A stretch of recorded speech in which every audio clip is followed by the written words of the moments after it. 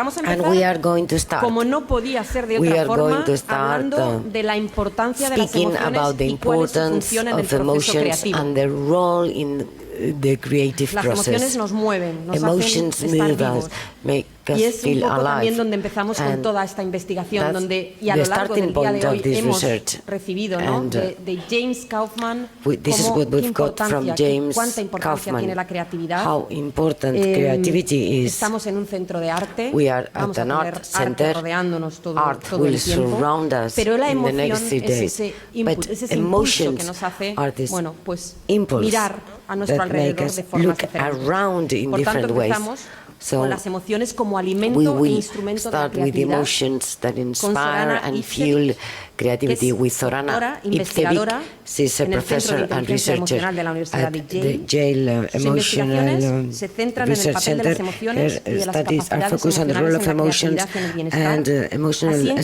skills utilizar el in arte creativity para and fomentar well-being las and the use actitudes of art creativas. to promote creative Y sobre todo attitudes. Zorana no puedo, And porque Zorana, son tantos años, ¿no? we've been trabajando working juntas, lleva together desde for ayer so por la many noche years. diciéndome, estamos Since aquí. yesterday she said, we made Es decir, it, we're here. Cuando en 2012 So when in se firma 2012 el acuerdo, ¿no? Y es the importante agreement los was contextos signed, para saber por and it's qué las important to give you emociones this son tan background to intensas know en how este momento. emotions are very Yo estoy en intense for us Londres, now. ella está I was in en la London, universidad, en el she Centro was de at Inteligencia Yale Emocional de Yale. University, Y ya desde aquel at the momento Emotional estábamos Intelligence diciendo, Center, ¿cuándo and back ponemos en then marcha we were esto que saying, estamos when viviendo ahora? do Y we cada año organize decíamos, this ¿cuándo? conference? And every El year we siguiente, were ¿no? El asking siguiente, the ¿no? same El question, siguiente. not that Esto year, tiene una not the next, ventaja. Es but decir, here hemos we are esperado now. mucho, We've pero waited for sabemos long, mucho más. but we know Estamos much more mucho más now. mayores, We are a bit más older, conscientes. more Entonces, aware bueno, pues lo vamos a of disfrutar a tope everything, y and esperemos we're que going to vosotros enjoy también. it. La And I siguiente ponente, hope perdonadme you que do voy a also. continuación, será Julia Moeller. The next speaker, Julia Es Moeller. doctora investigadora She's, especializada en doctor, motivación y professor, emociones y profesora specialized in adjunta de motivation psicología and educativa emotions en la and Universidad de deputy Leipzig, en professor Alemania. of Está education especializada en el estudio de la pasión en los in procesos Germany. de aprendizaje She en is contextos devoted to the laborales. study of Apasionante, passion me parece. in Es decir, workplace. si no hay pasión, If there isn't poco podemos hacer passion, y qué difícil very es little explicar we por can qué do. nos And apasionan how las cosas. difficult Al is menos it to explain esto es lo que nos why do ocurre en we el feel Centro Botín, passionate que nos about apasionamos something, and this is fácilmente. what Estoy happens to seguro us at que Centro todos Botín, ustedes that we también. feel passionate Empiezan. Muchísimas with gracias por inaugurar. everything we do. And thank you very much. Without further ado, we give the floor to Zorana Ivcevic. Good morning, welcome. I'm going to be the fourth or fifth person welcoming you. How are you feeling? At the Yale Center for Emotional Intelligence, we start every meeting and we start every conversation with, how are you feeling?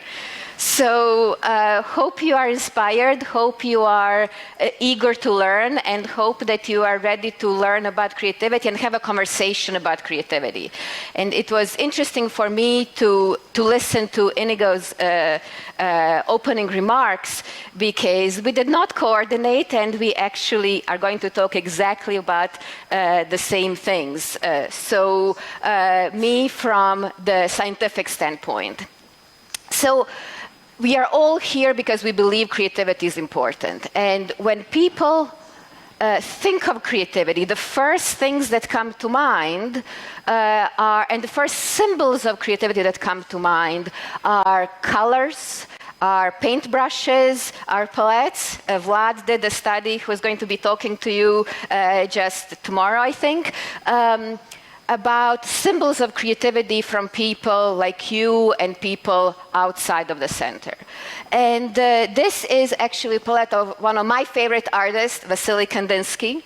And people also think about something else when they think of creativity. They think abstract thinking and thought. Creativity is a thinking process. So they think of symbols like the Mobius strip or the question mark. And we are here to explore this question mark. Creativity is all these things. This is not wrong, but creativity is not just this. Creativity is not just the arts, and creativity is not just thinking. Creativity takes action, and we are here to see how emotions come to play a role in this process. So we are all here because we believe creativity is important, but I cannot start any talk without saying it again, creativity is really important. According to the World Economic Forum, these are the top 10 skills for 2020 and the future. And out of the 10 skills, 3 are very centrally related to creativity. So there's creativity, there's complex problem solving, there's cognitive flexibility. These are all parts of the creative process. And moreover, this list has changed substantially from those top skills from 2015. And creativity in particular has become much more prominent. And on this list, in 2020, there's also emotional intelligence. So we asked the question, okay, what is the relationship between emotions and creativity? Psychologists have studied this for 35 or so years, long time. And as psychologists have studied this, they ask the question of what emotions help creativity and what emotions hurt creativity. And when you ask a question like that, you get an answer of something like this. You get an answer of a happiness advantage. When people are in happy moods, they tend to be more creative. How did we get to this point? So how did we find this answer? Well, this is what it pretty much looked like. So imagine a psychology lab. People come into the lab and they are put into mood. You listen to some kind of music, happy music or sad music, or you are asked to recall personal memories that are very emotional to you. And then after you get into this mood, you're given a task, some kind of creativity task. To give you an example of that task, look at this. This might be on your sheet, on your creativity task. And what you are asked to do is complete these drawings. So these are presented as incomplete drawings. You complete them in some way. You are given 3 or 4 minutes time to do it. Go. And I don't have the 3 or 4 minutes time to let you go and write it and make the drawings yourself. But when people get going, they end up with something like this. So it can be really fun to look at these. And when we study creativity in this way, we find very reliably that being in positive, pleasant, and energized moods helps come up with more answers, more of these drawings, and have more original drawings. So it looks like happy moods benefit creativity. You know now that there is a but here, because otherwise this will be the end of my talk. So the but is that really what those tasks study is only one aspect of creativity, only creative idea generation. And indeed, happy, positive, energized moods can be good for brief and quick bursts of coming up with ideas in 3 or 4 minutes, like in those tasks. But remember how I said in the beginning, creativity is not just thinking. So if we define creativity as not just thinking, it becomes more complicated, of course. And I'm going to show you how it becomes more complicated. Creativity takes not just thinking of ideas, but also finding opportunities. In psychology, we call this problem finding. Creativity takes that coming up with ideas, but also doing something with those ideas. We probably all know people who have ideas, never do anything with them. It just stays at the imagination stage. So let's say, and as an example, and we are here in beautiful northern Spain, and so grapes are not something that you are not familiar with, right? So you might be finding a problem that, oh, I could do something with grapes. Grapes are an opportunity. And grapes might be an opportunity to do all kinds of things with it. So make raisins, make wine, vinegar, preserves. But there is a big difference between coming up with those ideas and actually have those products. So what happens when we try to create the products? This distinction between coming up with ideas and the daily process of working is a very important one. And it's a very important one for our conversation about creativity and emotions. So let me tell you about what happens. We did a study of artists in my lab, and it was a diverse group of artists. So they were painters, they were sculptors, they were choreographers, musicians, writers, every kind of artist you can imagine.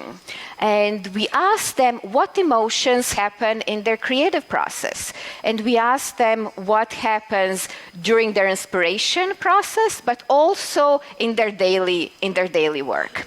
And this is what they told us that happens as they get inspired. What inspires them? What emotions are there? And you see the biggest one. So the size of the word is proportional to how often it was mentioned in the group.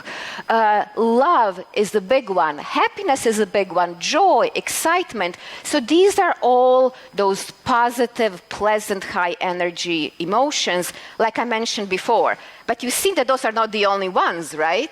It's not just being happy. It is also sadness. Sadness is a big inspiration, and grief. And another one, nostalgia, is very big. And nostalgia, how psychologists think of it, is a mixed emotion.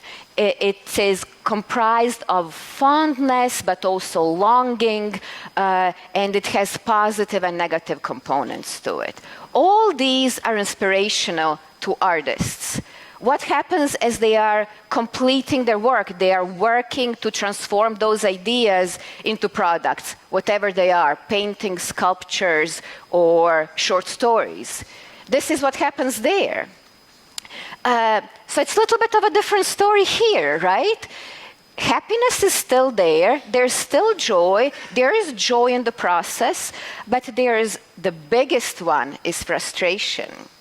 If you are experiencing frustration in your creative work, it is not a problem. There is not problem in you. It is the feature of the creative process. If you don't get frustrated, probably there's something wrong. Probably you're not challenging yourself enough.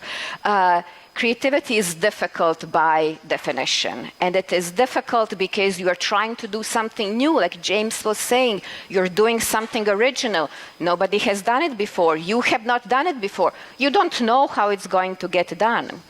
So frustration is an integral part of the process. But I said also that creativity doesn't exist just in the arts, so I don't want to stay only with the example of the arts.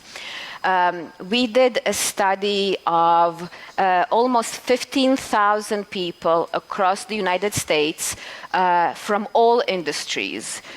So this was representative of the working population in the country. And we asked people how they feel at work, and then we also asked them about creative things they do in their work. So both having ideas and realizing these ideas. And then we compared group of people who don't do anything creative in their work and those who are very creative in their work. And this is what we found. So those who are not creative in their work, who are not creative in their work at all, this is what they tell us. They are stressed, they are bored, they are tired, they're angry, they're overwhelmed.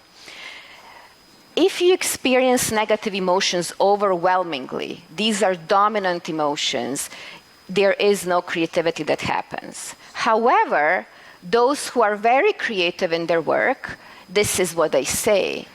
They are happy, but they are also frustrated. There's also stress, because creativity is not easy. It doesn't come easy to anybody.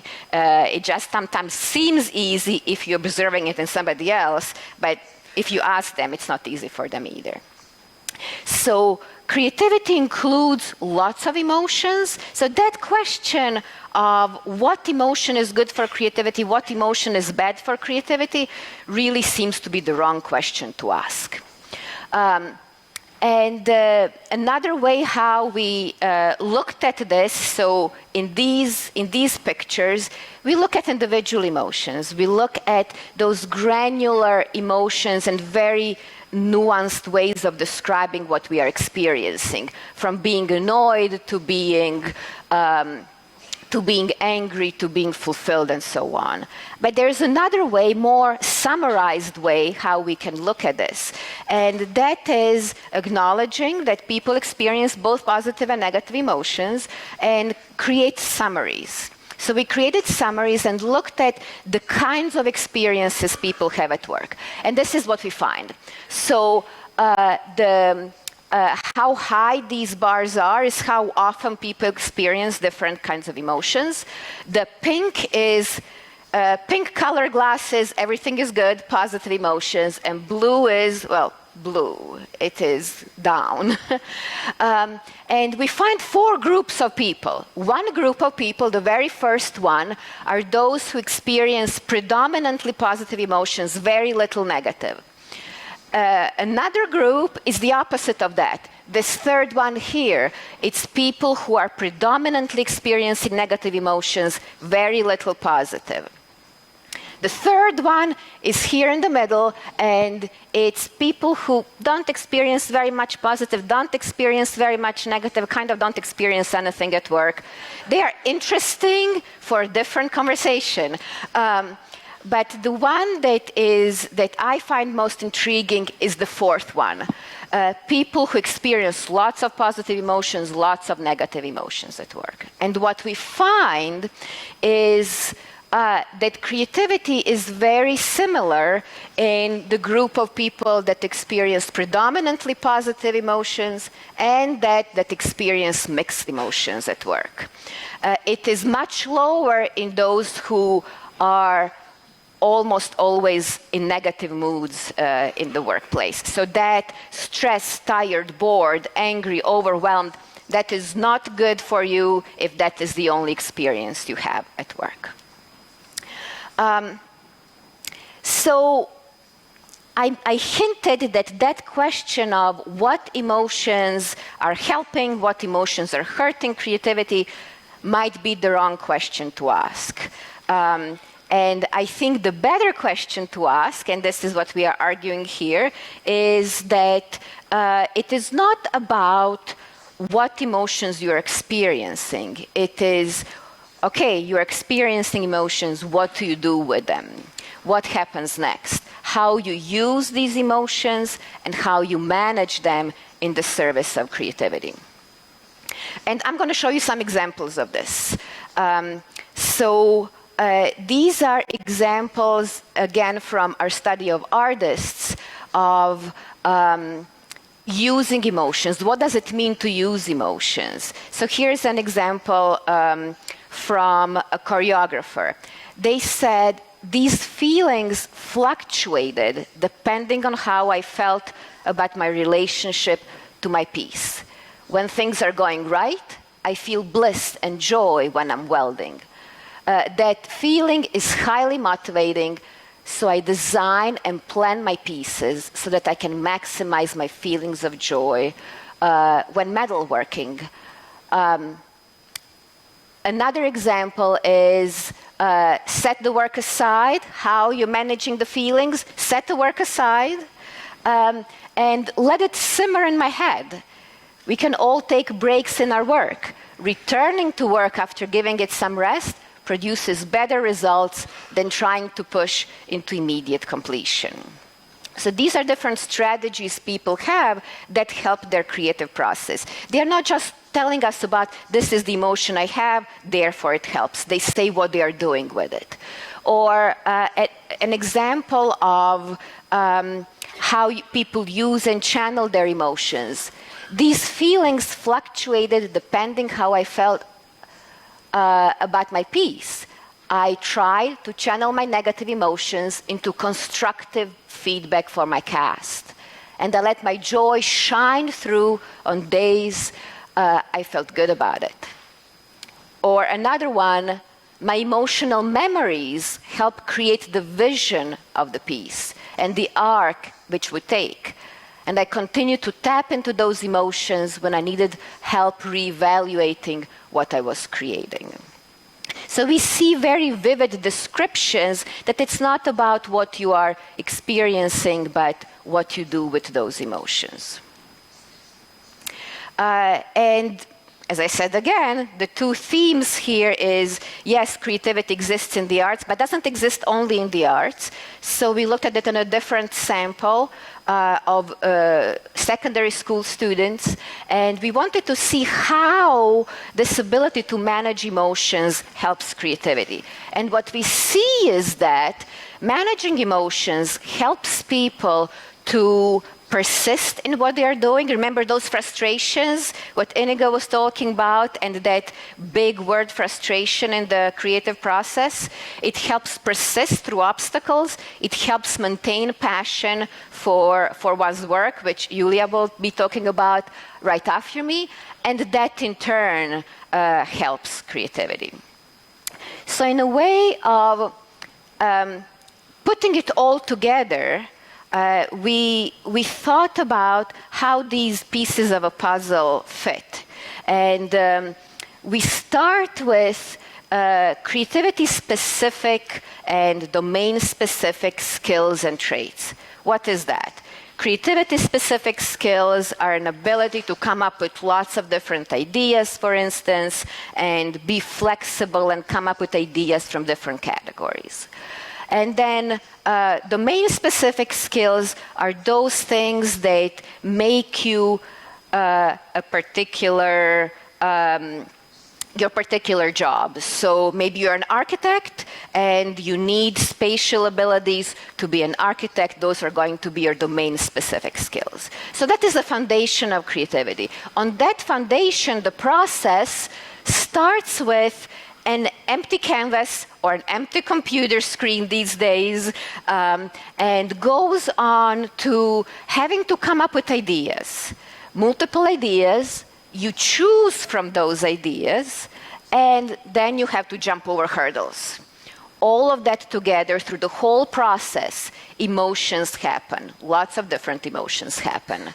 And these emotions can be used and managed in the service of creativity, of doing something as an action and as a final product or a performance.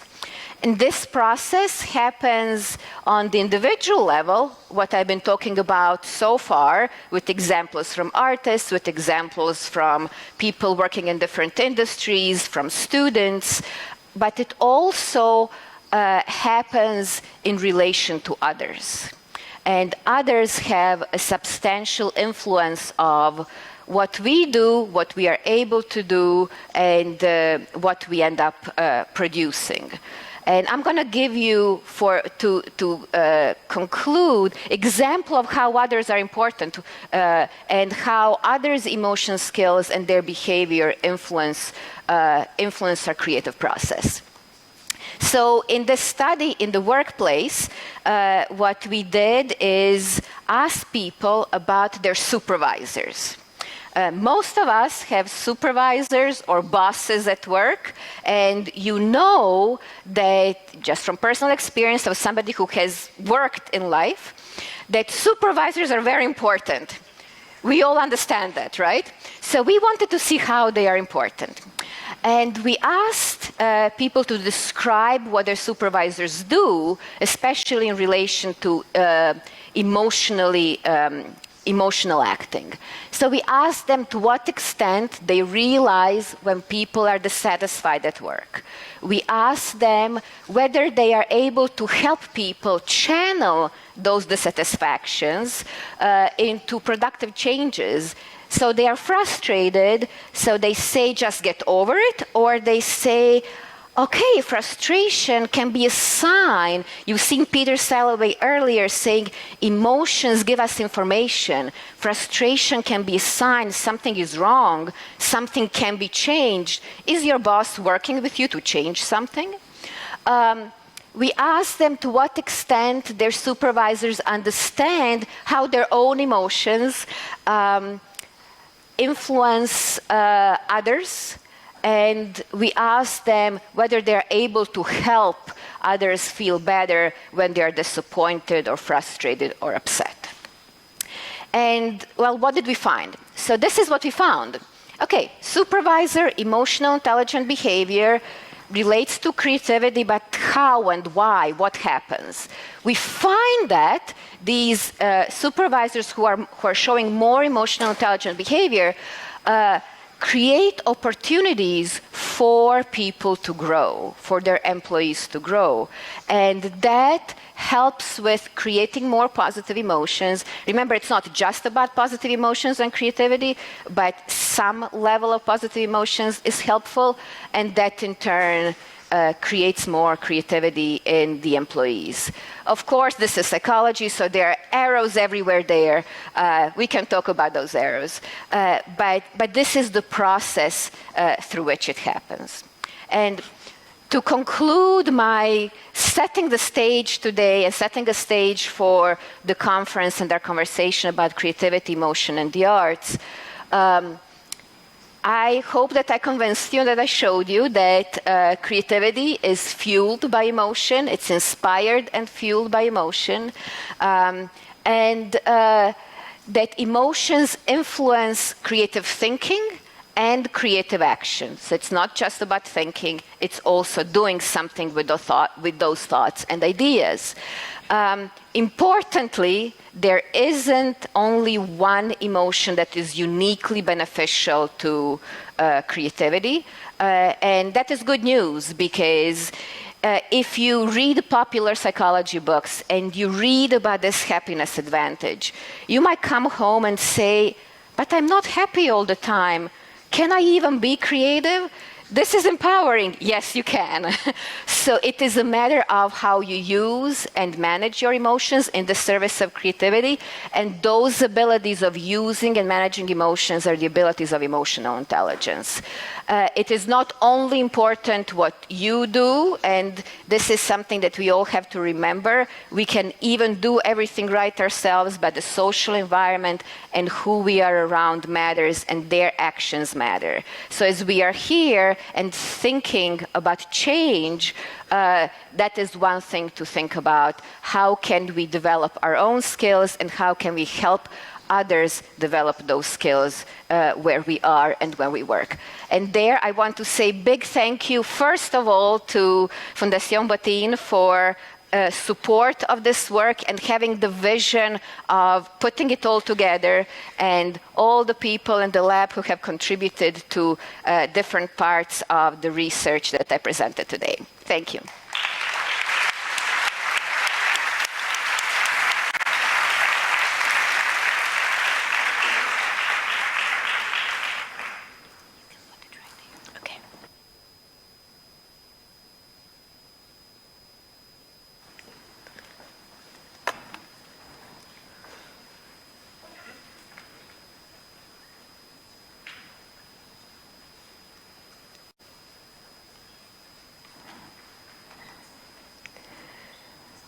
Ladies and gentlemen, welcome again. Thank you for being here. Bienvenidos, señoras y señores. Gracias por venir.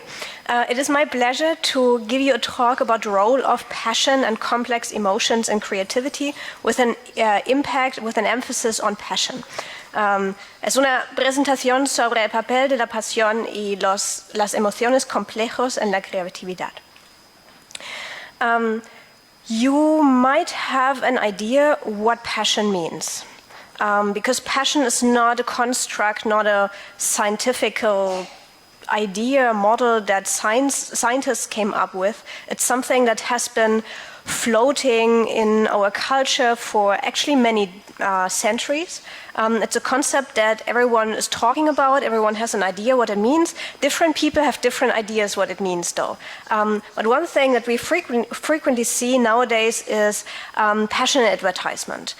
Companies advertising new jobs, and somewhere in a job description it mentions that they are seeking passionate employees for their future teams. Some years ago, you could not walk by any Banco de Santander store, for instance, without seeing, without seeing this poster which was advertised advertising something called rojo pasión. So passion is in advertisements everywhere. It's in banking. It's very frequently seen in consulting. McKinsey had a campaign. The Deutsche Bank had this slogan for many years where they were claiming that they had a passion to perform. I wrote my dissertation about passion, so I can't go through life without seeing advertisement for trash cans which are passionate for services, or advertisement of universities who are advertising a passion for academics, a passion for learning. So passion is everywhere. For instance, it also was part of the advertisement for the Olympics in Rio de Janeiro in 2016. There was a couple of years ago an exposition in the Prado about Renoir, which was called Passion por Renoir. And there's Pep Guardiola, who back in the day, when this advertisement was created, was the trainer of the football club Barca. Now he is in Munich, and he apparently said the motor of a work is the passion. So there's this idea that passion is important in life. Passion is something positive, something that we all want to see in our employees, in ourselves, in our companies, probably also in our artistic work. But what does it mean? And as I said, many people have different ideas what passion means, which might in part be influenced by the fact that passion originally was a rather negatively connotated term. At the beginning of Enlightenment, there was a German Enlightenment philosopher whose name is Immanuel Kant, and he said, nobody wishes to have passions, for who wants to be put in chains when he can be free? So at the beginning, passion was a very either negative thing as opposed to reason, God, morality. Passion was something that you didn't want. It had to do something with your body, something with not so moral desires. You shouldn't have passion. Or it was an umbrella term for what nowadays we call emotion. Then it has changed. The connotation of the term has changed. Nowadays, most people who use the term passion in advertisement think it's a purely positive thing, but in fact, it still has both parts. It has the negative side, it has the suffering, which is part of the name. The pathos comes from suffering something. So it has this connotation of, if you're really passionate, you give sacrifices, you make sacrifices, you endure even during courses of action, even during periods when it's not intrinsically motivating, when it's not enjoyable. You still stick to whatever you're passionate about. And on the other hand, there's the idea of strong, very strong positive emotions. And even in psychology, there are many definitions, even though we just recovered the term passion in 2003. Since then, there has been a huge wave of studies on passion. And already in the past decade, we have started to disagree on a definition. There are many different definitions, but here's one summary. Here's what I think we can all agree on.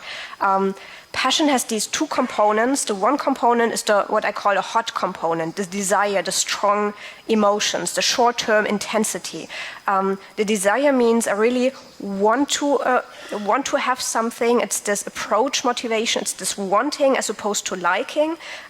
It means there's a strong desire, a strong urge. I can't let it be. Even when I go home, I have to think about work because it's so motivating somehow, so captivating, and it's very strong. So passion, a person who says, I'm really passionate about this, isn't usually a person who's very calm and collected and goes with this calmness through life. When we talk about someone who's passionate, we usually think about emphasis, impetus.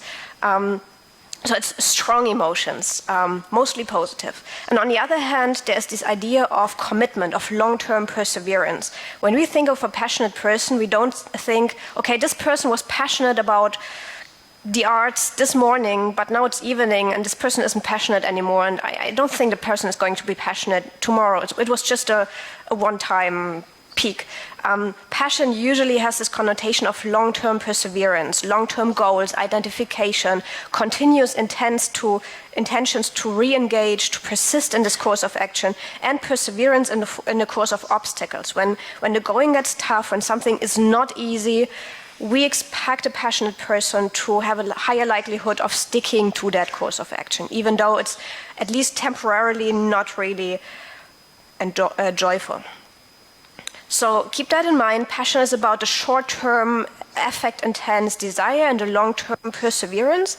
And I would say passion is when those two aspects come together. You can't have the commitment without the strong emotions. You can have the strong emotions without the commitment. But when they two meet, when those two components meet, that's what we call a passion. And why do we expect passion to be related to creativity? You could also have the passion without the creativity. I'm not sure if you can have the creativity without the passion. Maybe. But we find that many creativity researchers say that passion is related to creativity. Usually they claim that. Sometimes even in the title of their study, or the title of the article, or even the title of a book, and then you never read about it anymore in the book. So there's this idea that passion fuels creativity, that drives creativity, but there are few studies on that topic. And oftentimes I would say, oftentimes a creative solution, when someone comes up with a novel and helpful solution, that might be the result of that person sticking with a problem. So there was a problem that was somehow difficult. For instance, we had a statistical problem some years ago related to network analysis, which I'm going to show you later on. And I showed Zorana some results, and she said, you can't do it this way, there has to be another way of doing that. And I said, well, there's no other way of doing that. There's a problem. She says, my boss says, there must be a way of analyzing those data. I say, no, there isn't. I would have to make it up. And as a result, we made it up. And it became something new. And it was a very frustrating process for a little while until we came up with a solution which made us happy. So the result of a creative problem solution sometimes is the result of not giving up, not saying, okay, it doesn't exist, so let's just go home and stick to what everyone else is doing. Sometimes that's the result of sticking to the problem and sticking to your supervisor telling you that this is not good enough, or your editor telling you that your book chapter isn't good enough yet, can you wiggle it here or there. So sometimes we get feedback and it's frustrating, and still some people persist. And we assume that passion is part of the motivation that drives some people to persist. We have a problem in the psychology of motivation, which is we want people to persist. We know that people have to persist. They have to practice a lot in order to become experts. We are currently arguing whether they need 10,000 hours or 20 or 8, but they need a lot of hours of practice in order to become experts, that's for sure. And much of our motivational research says people persist when they are happy. People persist when there's intrinsic motivation, when everything's going well and everything's enjoyable, then they persist. But we know that deliberate practice, the kind of practice that you need in order to become an expert, isn't always enjoyable. It isn't always going with the flow and just being happy. Often this kind of practice that people need in order to become really good at something is frustrating. It's working on the things that aren't working well yet in order to become better. And we have a problem because so far there hasn't been a construct explaining that kind of motivation. Why does someone practice something for 10,000 hours or 20 or 8,000 hours if it's not enjoyable, and if all of our motivational research says it has to be enjoyable for people to do it? And I think that passion is the kind of motivation that explains why people persist in those difficult courses of action. And you hear through the lines that it's about mixed emotions. It's about liking to do something, but it's also the joy that comes together with the frustration that then, as Zorana says, you have to handle, you have to manage. So I talked about assumptions. We expect passion to be related to creativity because of certain rationales. But is there research, is there empirical data that support that idea? And yes, there are a couple of empirical studies on that topic. For instance, there has been a study that found that employees self-reported positive form of passion.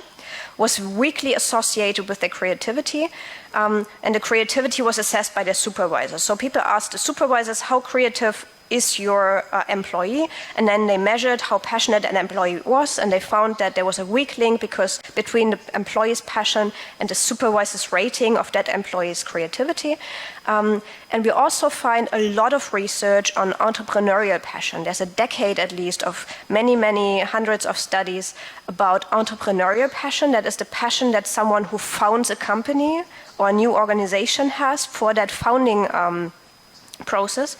And research suggests that entrepreneurs, people who found a company, are more likely to receive funding, they are more likely to be successful at their venture, and they're more likely to actually carry out their entrepreneurial intentions if they are passionate about their venture and if they are perceived as being passionate by potential funders. So the perceived passion also plays a role in how we act with people. If a funder sees that a person who is pitching a new entrepreneurial project appears to be passionate, then the funder is more likely to believe that this person has what it takes in order to succeed at that business and is more likely to invest the funding.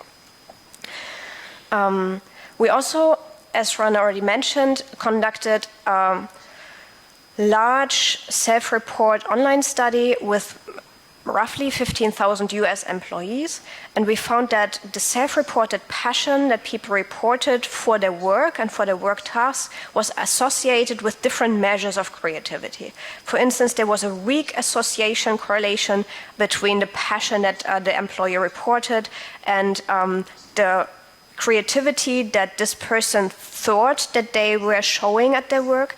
And there were also weak to moderate association correlations between the passion of the employee and other things that we know are related to creativity, such as the creativity demands that the job brings, that the employee perceives. Am I required to be passionate and creative at my work or not?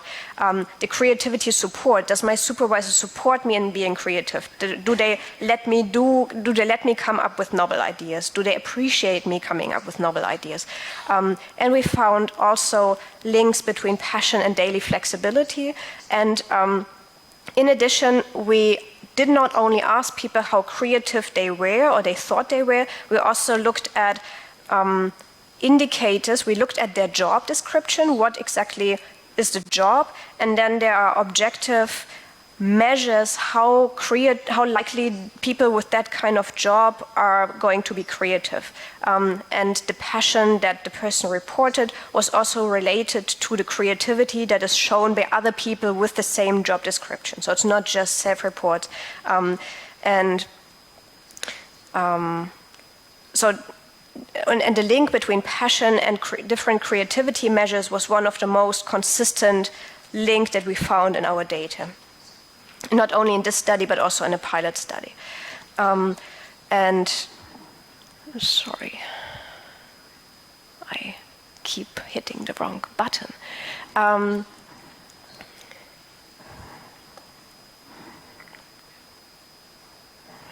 The next question is, now that we have established the idea that passion might be related to creativity, at least creativity at work and in entrepreneurial processes, we can ask whether passion is a positive experience. We have heard that nowadays when people talk about passion, they usually mean something positive, at least in advertisement, even though in the past it was a little bit different.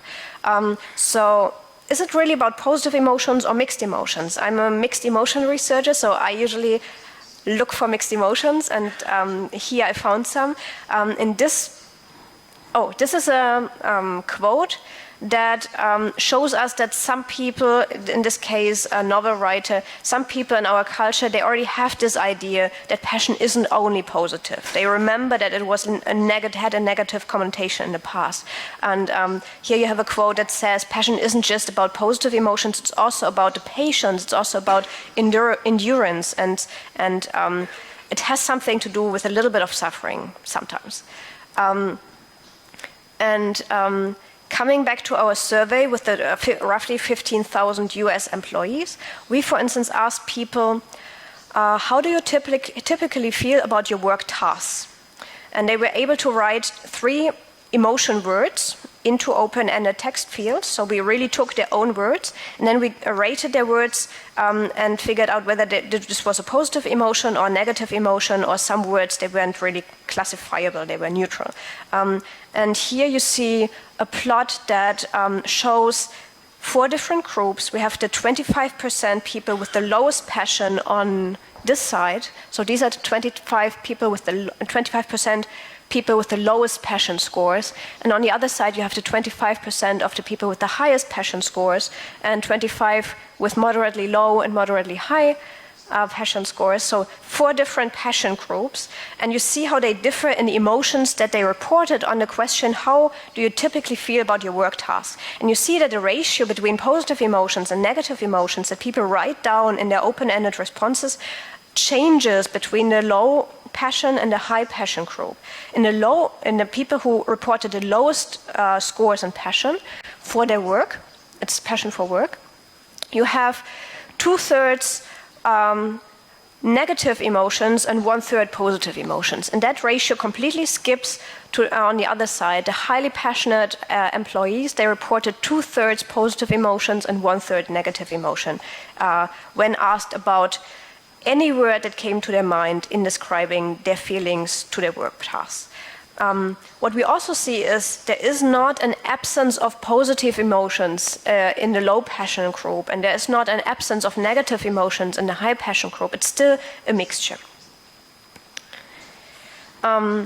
And we went on to take a deeper look into that mixture. And what we did was we counted how often a person says yes to passion and yes to a positive emotion. So this is a co-endorsement network analysis. So whenever a person says, yes, I'm passionate and yes, I'm happy, we draw a line. And when more people say, yes, I'm passionate and yes, I'm happy, this line becomes thicker.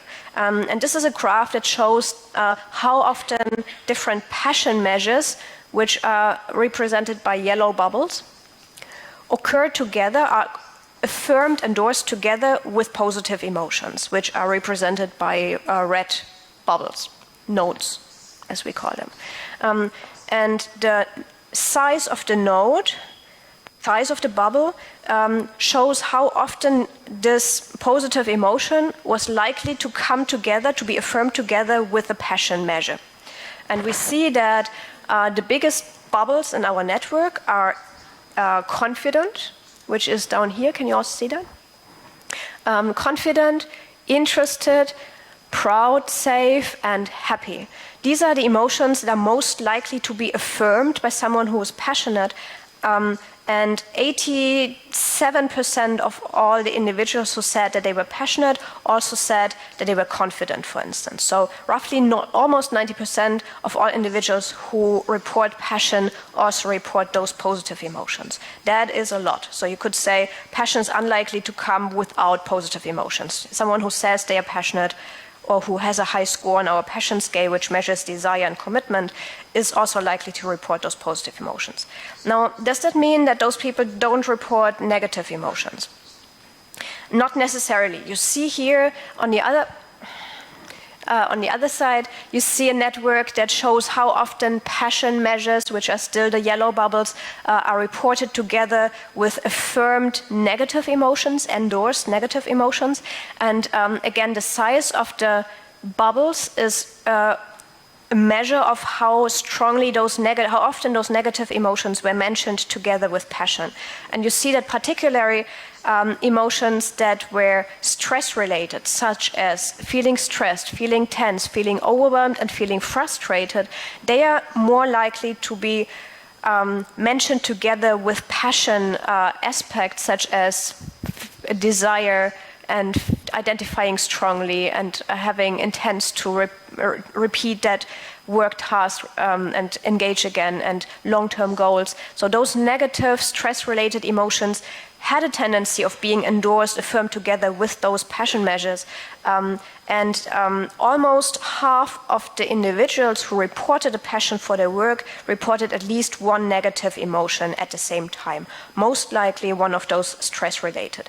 So between 1/3 and 50%, half of all the passionate employees also reported negative emotions. So there's not an absence of negative emotion. They can come together, even though the positive emotions are more strongly more prominent.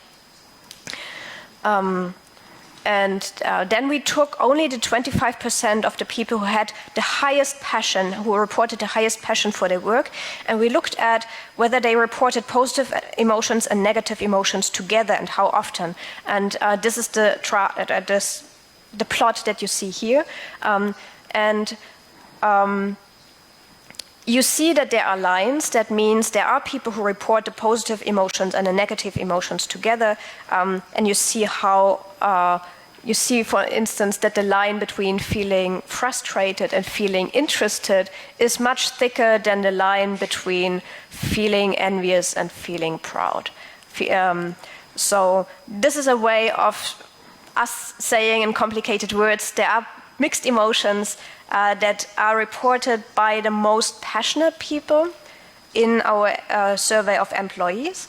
And that brings us to our summary, which, and hopefully discussion, which says that passion describes the mix of strong desire with long-term commitment, as I established at the beginning. Passion is theoretically expected to explain the positive and emotion-driven motivation that is known to facilitate creativity, as well as the perseverance in the face of obstacles that may play a role in the creation of novel problem solutions. So often when you think about creative people, we might think of someone being very happy and painting, or sitting on the sofa, having an insight and coming up with an idea and writing that down. But I also have to picture me being a researcher, which is an inherently frustrating process.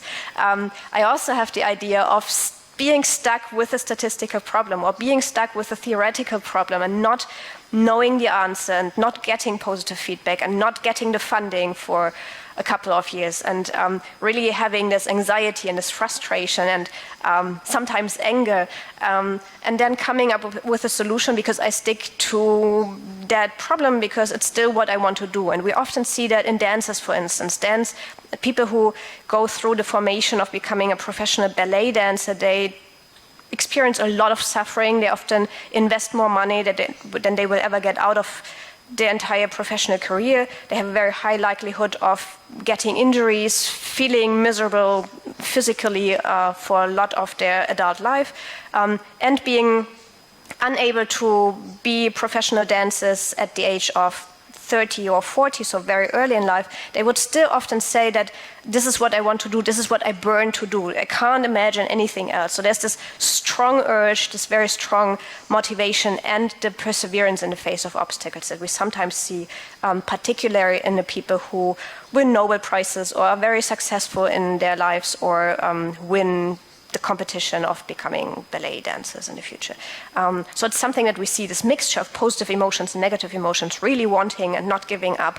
And we expect and sometimes see in first empirical studies that passion helps to explain that perseverance in the face of obstacles, this strong motivation despite of frustrations. And we also see in our empirical studies that there are mixed emotions that we have overlooked in the past because of the methods that we have used that are changing now. And we can still take home the message that passion is indeed predominantly about positive emotions, but it doesn't exclude the possibility that sometimes we feel passionate, we like something, we are most of the time happy, but we have phases in which we are frustrated, and we have moments in which we report mixed emotions.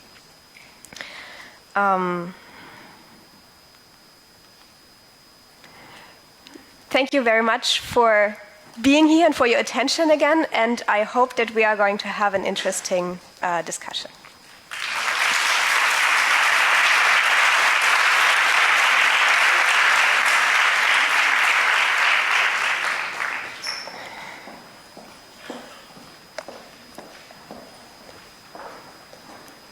Do we stay here? Thank you.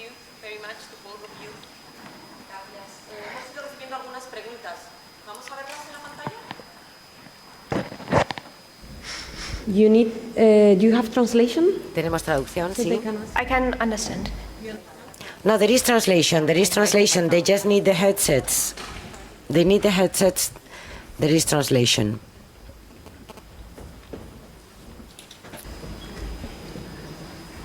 ¿Cómo se explica, solo por estar segura, si lo digo Just por to aquí en make español, sure. ¿le traducís a Yes, ella? ¿Sí? yes. Ok. Vale. ¿Cómo se explica la How can you existencia de explain grandes the creativos existence que no of tuvieron creative vidas people felices, that didn't sino have happy atormentadas, lives but que tormented parece que no eran lives? felices? Proust, They didn't Kafka, seem to be Beethoven, happy. Soledad, Proust, Kafka, Schubert. Beethoven, Gracias. Schubert. Thank you. Zorana, I guess. Zorana, I guess, is So this is, we Bueno, actually esto have an de- expert in the room studying exactly this. James, could you come?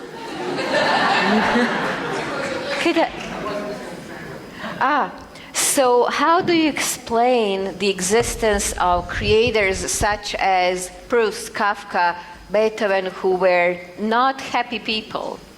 So it's hinting to that relationship between creativity and mental health. Ya. ¿Un micrófono tenéis? Yes, we need a microphone.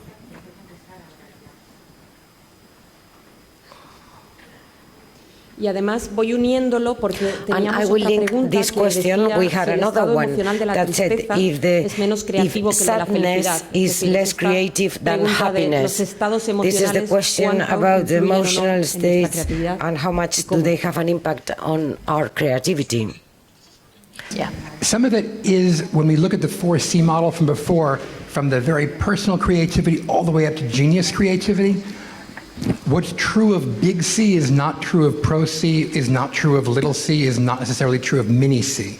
When we're talking the superstar creators, such as Proust, Kafka, Beethoven, etc., there's a couple of things. One is they're all dead. Which sounds obvious, but I'm being very serious. We can't interview them, we can't test them, we can't ask them what they were experiencing, whether they were passionate, what emotions they felt. Everything that we know about them in general is going by either their diaries and journals, and now think if somebody were to go into all of your private emails and decide they know everything about you based on these emails, or stuff written about them, often by people who didn't like them. And I would like you again to think if all that everybody would ever know about you would come from what people who really didn't like you said. So even worse, somebody looking at all the emails written about you by people who thought you were a jerk. This largely is where we get all the research that describes why these people had issues. Van Gogh is often used as an example of an artist who is severely mentally ill, and yet there was fairly recently a big exhibition in whichever country he was from. Holland, thank you, where they were debating, was Van Gogh mentally ill? And they had all sorts of evidence, including that lots of people say he did not kill himself, that somebody shot him in the stomach, and that he, in order to not have them prosecuted, took the gun and had them run. Similarly, there's a lot of evidence he never cut off his own ear. Somebody else did, and he pretended to not have that person, who we know who it was, get in trouble. Nobody really knows this. Their judgment was no, Van Gogh was not mentally ill, and he's the poster child for creativity and mental illness. So, are genius creators mentally ill? I mean, some are. Most aren't.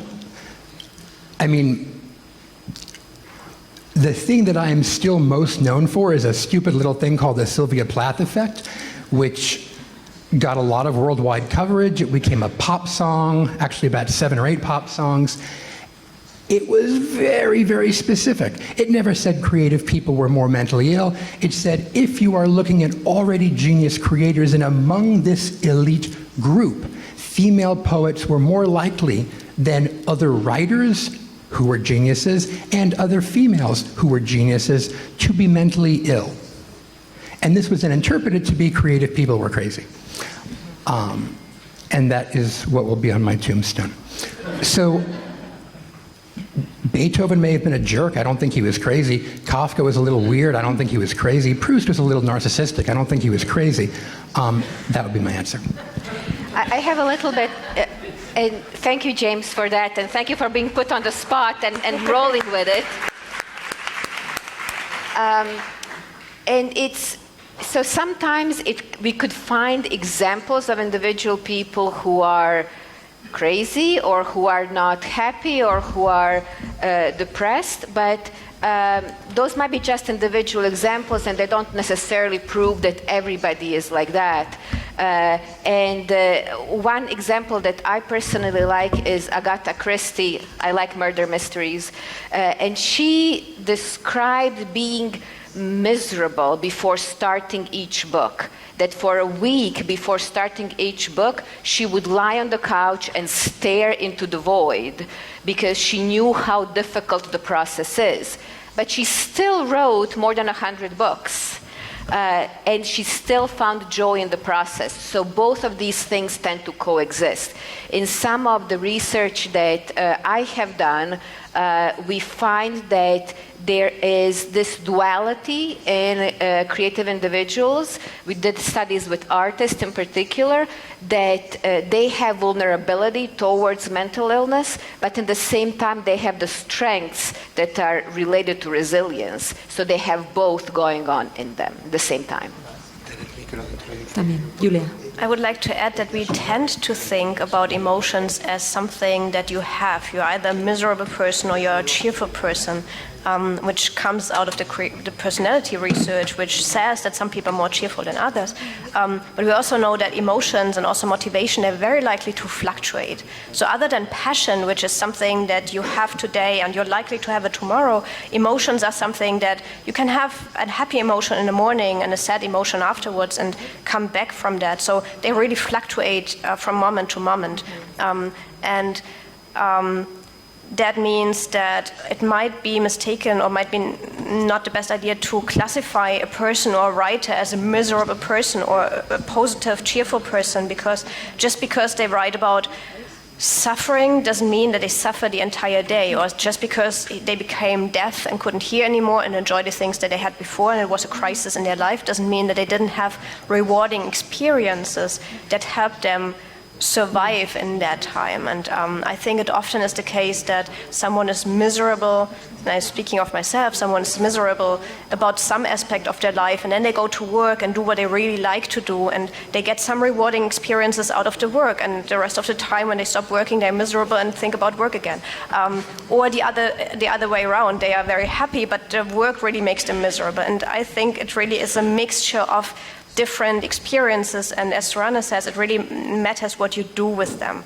There are stories about people who have been very, very angry about something, and then they put that anger, channeled that anger into their work, and it became the very creative and successful work because of that energy that was rechanneled. So. Muy bien, gracias. Vamos a hacer dos. Now we have two more questions, two specific questions, one for Zorana and one for Julia. Please be brief in your answers because we don't want to be delayed. We're going to collect all the questions and we'll give them an answer. If any of you has an additional question, we have an email that you know, Creatividad @centrobotin.es, and we will manage the questions. Specific speakers. Now the question for Zorana, I think is important, and this is something that I didn't really think of it so much. If there is a blockage in creativity, if for any reason we are blocked, is it because we also have an emotional blockage?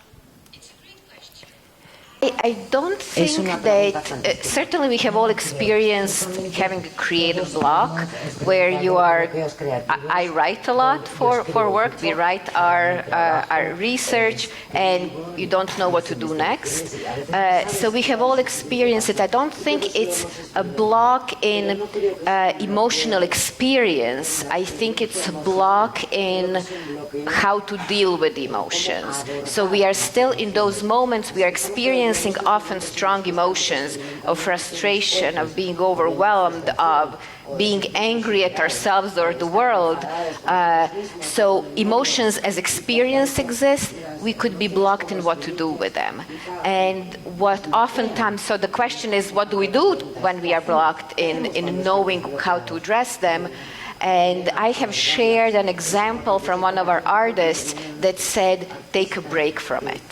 And that is something that... Is everything okay?